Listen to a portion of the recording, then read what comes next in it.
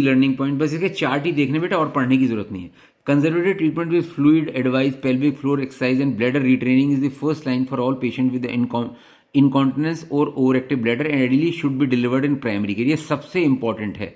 Patient motivation is important for success of conservative treatment. Urodynamic investigation is not always necessary before commencing drug treatment or before surgery in women complaining only of stress condition. तो or a urodynamic assessment should be done for women who fail to respond to anticonvulsant medications or in women with symptoms or whom surgery is being considered.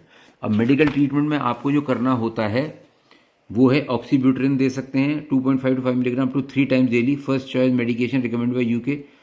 Modified preparation आती है 5 milligram once a day की. प्रोविरन दे सकते हैं, ट्रोस्पियम दे सकते हैं, टॉल्टरिन दे सकते हैं. हम इसको बहुत कॉमनली यूज़ करते हैं 2 milligram twice daily. Reduce to 1 milligram in hepatic impairment.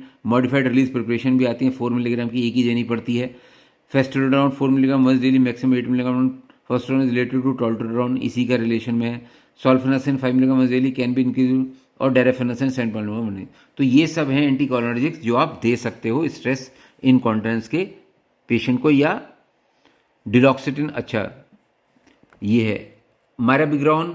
It's a more recently developed medication for over active bladder which is a beta three antigenic agonist. Mirabegron acts upon the sympathetic neurons in the bladder to enhance relaxation of the bladder. So therefore it is acting more on the storage function of the bladder than do the anticholinergic medication which act by suppressing voiding. Mirabrone can be used simultaneously with an anti. तो आप ये भी दे सकते हो और ये भी दे सकते हो.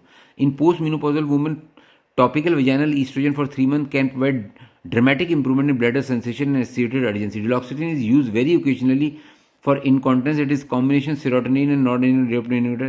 Basically duloxetine जो है ये है and has a dual license for the treatment of depression and high dose. Duloxetine acts at the micturition center in sacral spinal cord to increase the sympathetic nerve output to urethral sphincter and increases the sphincter tone.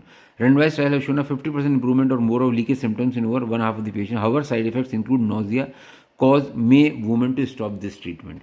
Stress on continence का जो treatment है surgical, इससे आपका कोई मतलब नहीं है, इसको आप भूल लीजिए. की लर्निंग पॉइंट्स आप ध्यान रख लीजिए कि surgery for continence highly effective with cure rates of 85% higher.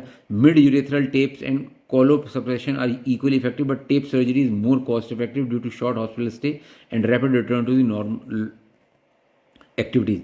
Patients should be warned of the risk of voiding, dysfunction, bladder injury, and new obstruction symptoms.